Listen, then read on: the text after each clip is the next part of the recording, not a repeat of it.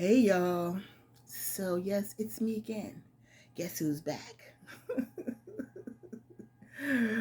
Anyway, today I am continuing to discuss travel experiences. This time, um, it's going to be a little bit different. I've been talking about empowering encounters that I've had, but this one is going to be maybe what we'll call like um, a place where I became renewed, refreshed, where things kind of took a little bit of a turn in a good way. So, if it is your first time here, I just want to say welcome. You are so very welcome. I thank you for being here. And if you are returning, I want to say welcome back, family, because that's who you are to me. You are family. And we are family. Hey, yeah. Okay, I really can't sing, but I still like to, burst into song every now and then. Because I say I like to relate a song to just about everything. One of these videos, I'm going to like challenge myself to say something and then think of a song. Say something and think of a song because I'm telling you, I can do it pretty well. Me and my one of my really good friends, Chef Sahara of Chef Sahara Speaks. If you haven't gone to her channel yet, please do go because she can show you how she's a pastry chef and she can show you how to cook up just about anything. She does do more than pastry on her channel. She does like brunch items and Sunday dinner kind of items like food for the soul kind of situation, right? But anyway, I digress. But Chef Sahara and I do this all the time when we're talking. We relate everything to a song, and it's really funny. So, getting back to the topic at hand, like a place where I was refreshed and renewed. So I have mentioned in many of these videos that I've had up here that I felt drawn to go to. I felt drawn to go to Portugal. I literally was watching House Hunters International and said, I've got to go there. It was just like that. And so when I decided to take this sabbatical from work, I ended up, um, because I was exhausted, I was grieving, I was going through so much, whatever, and I didn't know how it was going to go, but I knew that I needed to do a different thing, right? So I decided that I'm going to be gone for 2 months. I'm going to spend the first month in Portugal, which is what I did. And while I was in Lisbon, I stayed at a hostel where I met um, fellow travelers and asked them, where did you go? Where did you want to go? What did you, what did you do in or weren't able to do while in this time while you were here.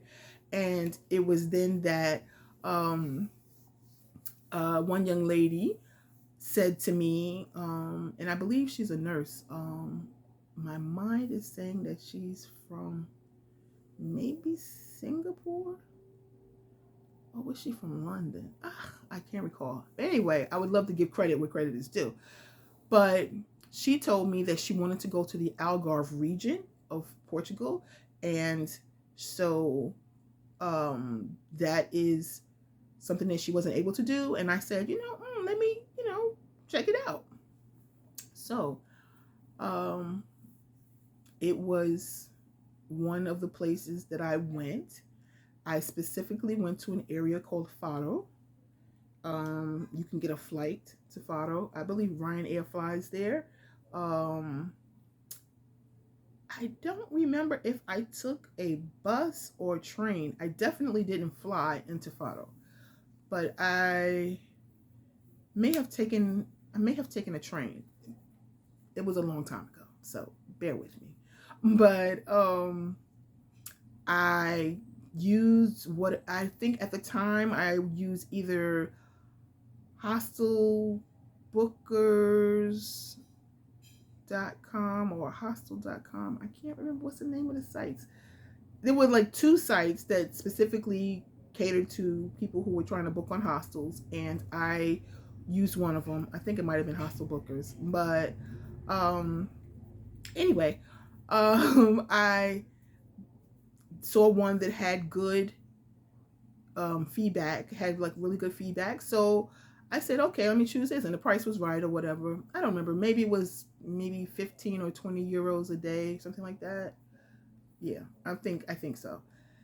And when I arrived there, it was like right across the street from like a little park area, and it was really nice, little an old an old building, like all this character and charm. It's like I'm sure at some point it was like maybe a really wealthy family lived in this building, but it was like right after Portugal had been hit really hard by like a recession. Um, and so maybe that's how this building became available, and they fixed it up or whatever, and ended up turning it into a hostel. And so anyway, I remember when I came in the door, and there were so many people sitting in like the living space, in the community area. And there was like a desk there, and you had to kind of check in with the person. They took all your information, and of your booking and blah blah blah and this and that. And so as I was talking, um the people could hear me talking, and they heard that me say, yeah, I was from the US. And it was right around the time of Hurricane Sandy. And so right off gate, some people who were in that living room area were asking me like, "Oh, I heard you say you're from the US. Do you have any family from, the East Coast, because I heard that they got hit really hard by Hurricane Sandy." And I said, "Yes, I did." And that started conversation or whatever.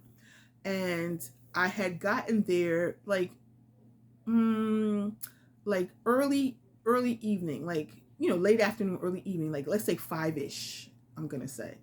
And at, I want to say 6ish or 7, 6ish or 7, they had like this thing that they called like family dinner. And so you could pay some money and have this family dinner, and they had this big table, and you would, whatever they were making, they would usually like list it on the board. But even though I was just arriving, I was able to enjoy family dinner. So this very first night there, I had family dinner, and I was able to meet all of these amazing people, and start talking to. And oddly enough, there was another American person there, and I remember the conversation came around to like asking like, why are Americans so obnoxious?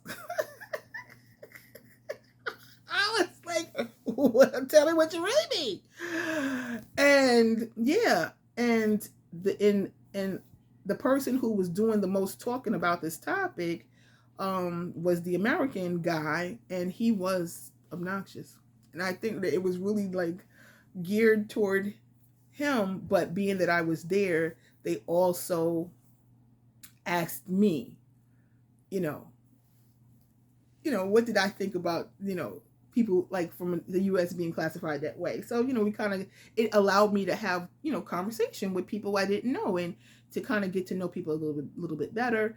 And some people who are very quite significant in my future travels, right? Because when I came back to Portugal later, um, I was able to link up with some of them, and then I even visited one of them. That was just, yeah, I don't think I've quite told that story yet. I don't know if I'm ready. Of when I went to Finland, and as I've said in a previous video, I had a blast when I went to Finland. So I don't want people to think that I didn't have a good time, but it was not. I didn't. It wasn't what I expected. That's what I'm gonna say. But I did get to participate in a boot throwing contest. I did, and I had other experiences as well. I don't think I made a video about that. And I will. I just got to figure out how to fit it in there. But I'm making this video. I know I had been doing a series on empowering encounters, but it's kind of an empowering encounter, but it was with this place, not necessarily with these people. These people who I met were important to me along my travel journey, specifically the owners of this hostel. And I will tell you what the name of it is, because I had such a wonderful experience there. Um, the first time I was there, I had such a wonderful experience. I've actually been there again. And It didn't turn out as I would have liked it to, but it was a combination of things at play, which I'm going to mention. But um, the name of the place is called Casa D'alagoa. So it's like D'Alagoa. I believe that's how you spell it. And it was a place of healing. As I mentioned, that the whole travel journey was really uh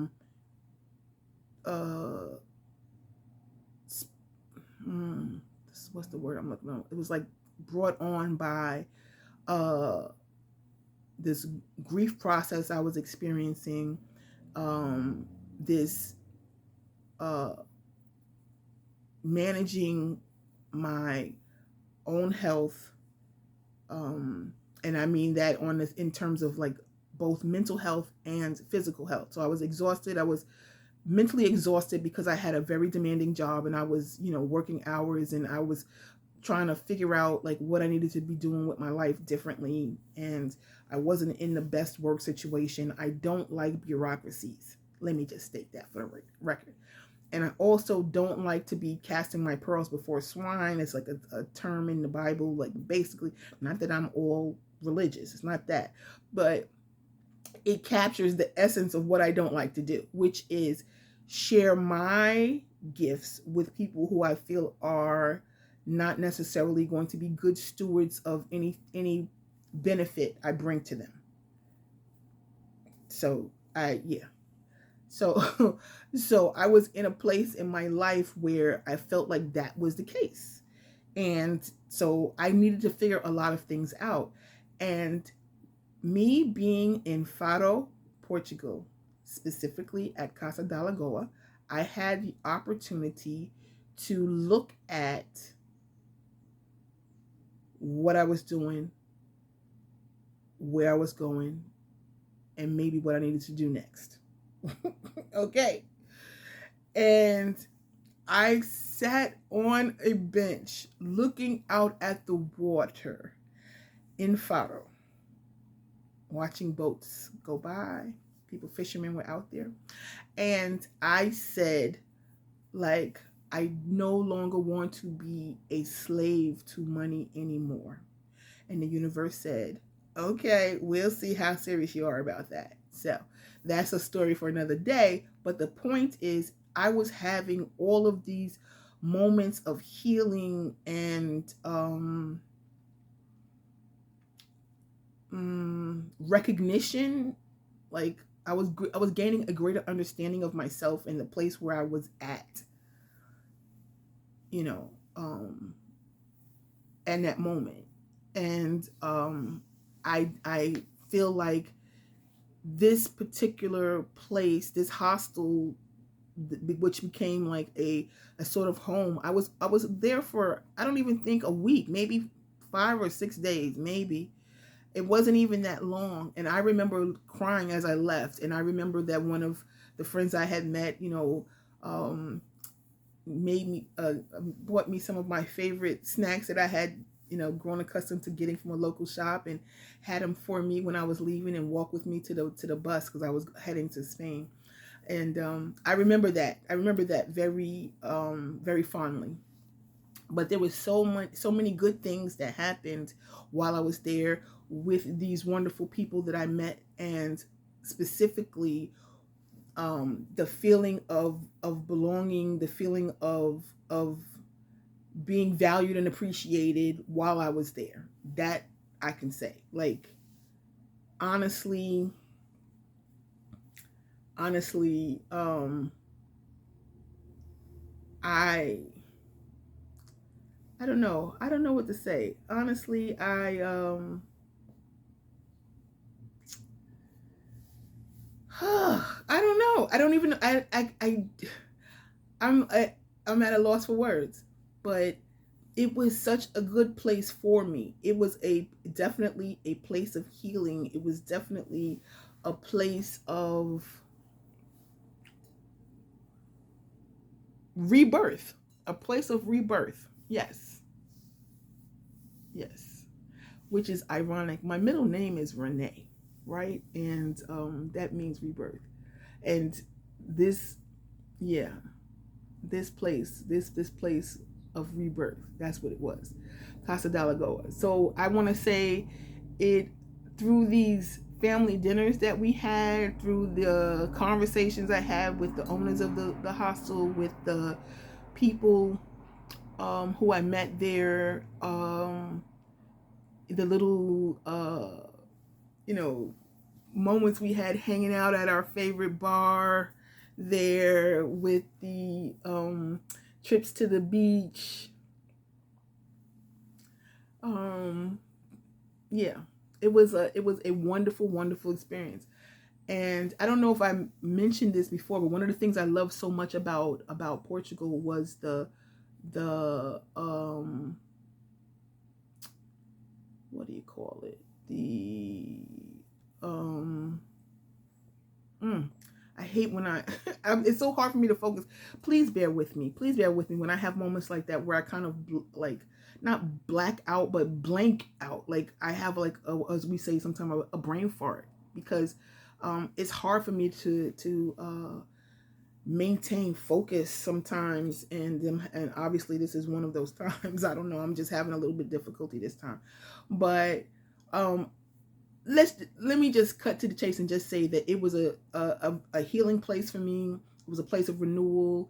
It was a wonderful experience. I had never been to a hostel like that, where they had this family dinner where you sat down and you really had a chance to have conversations and meet people and drink wine, and or beer. They had a beer thing there too. It was like a beer. It was like a. I think you could get. Was it a like a? It was some kind of a tap, I think, where you can get a cup of beer. It was, I don't know, like they must have had like a happy hour or something like that, where you could get like this, like as many beers, or I forget. It was something. Anyway, it was a wonderful experience. So if you ever have a chance and you ever find yourself in Faro, if you ever find yourself in Faro, Portugal, check out Casa D'alagoa. I believe it's still open, and I know for a fact that they also have another. The owners have another hostel, which I stayed in when I was there, and because Casa D'alagoa was booked up when I returned, some years later, many years later, and what was I gonna say?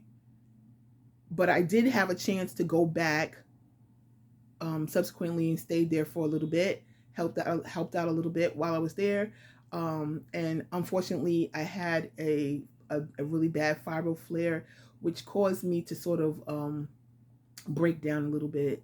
Yeah, I was a little bit like all over the place. I was so emotional and whatever, because I was physically impaired, but I was also emotionally just, I was in a bit of denial at that time about like how serious it was, and like these flares would come over me and I couldn't do anything about it, and it was just, it was tough. So I think it says less about them and more about me, like how I was doing at the time, and I couldn't really articulate it well to others. I didn't even know how to explain this chronic disease that I had. Like I didn't know how to explain it to people.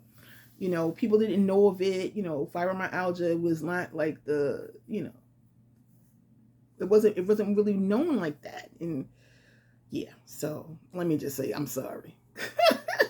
Did all this other place? I had a meltdown one day, and and I'm sorry, because it was not you, it was me. It was I was in hindsight I can see that. At the time I couldn't really see it. I was just like, I'm out. I'm out of here. And they were like, wait a minute, like, and I was like, no, I'm out, I'm out, I'm out. Yeah. Anyway, but that also led to other things. And I want to say this. I met some amazing people while I was there, as I mentioned, some who I came to spend time with in other places, right? But what also happened was there was a guy who would come there sometimes and sing, because they would have these on, I want to say Sundays. They would have these nights where they would barbecue piri piri chicken. Like they're very well known for piri piri chicken, which is like a spicy barbecue kind of chicken. that they do, and they would make this peri peri chicken dinner or whatever, and sangria, and you paid this, I don't know, 20 euros or whatever it was. I can't remember, but it was a price, and you would come and have this party atmosphere. And one of the guys who would come and sing and perform, you know, he was a busker. I didn't even know what busking was until being there. And this is the guy, one of the guys who I want to talk about empowering encounters with. So I'm going to reach out to him, and because I do intend to talk about him, because the significance of this guy also led to me meeting somebody else who was an empowering encounter. So I really need to see if I can get that done. Get that done. But if, like I said, if you're ever find yourself in Faro, Portugal, check out Casa D'alagoa. I hope that they still do some of the same things with the dinners and things like they used to, because it was indeed a place of healing, of rebirth, of renewal and refreshment, and it was a wonderful, wonderful experience that I had there. So shout out to Casa D'alagoa and the team that runs that spot. Okay. Yes, indeed. So, and I can't remember the name of the other hostel, but like I said, they also have another hostel that doesn't have the same family feel, but still is a nice hostel, but it's just much, much bigger, and like a industrial kind of building, I think it is. Anyway, thank you so much for hanging in here with me during my mini brain farts throughout this here video. I appreciate you. It means the world to me that I get to share my world with you, because it is because of now making these videos that I have a reason to roll over. Because a lot of days it takes everything I have to get out of the bed and to manage. That's the reality for me. So I thank you for spending your time with me. It is one of your most valuable commodities, and you can only spend it once. I thank you for that. And if you have hung in here this long with me, then I'm just going to put it out there. Can you please hit that like button, because it means something? And can you share this with others who you know, so that I can get to know them too and they can get to know me? A thank you, a please, and a thank you with that one. And by all means, comment below, because how will I know what's going on, right? Like, comment. I need those comments. And if you haven't done so already, for whatever reason, please do subscribe. Okay, thank you. And as I always like to say, do good and be better. Meaning, do some good in the world in a way that it doesn't just affect you, but affects others in a positive way. Okay? And be a better version of yourself today than you were yesterday, and be an even better version tomorrow. All right? So that's all I got to say today. And until the next time, it's a ciao for now.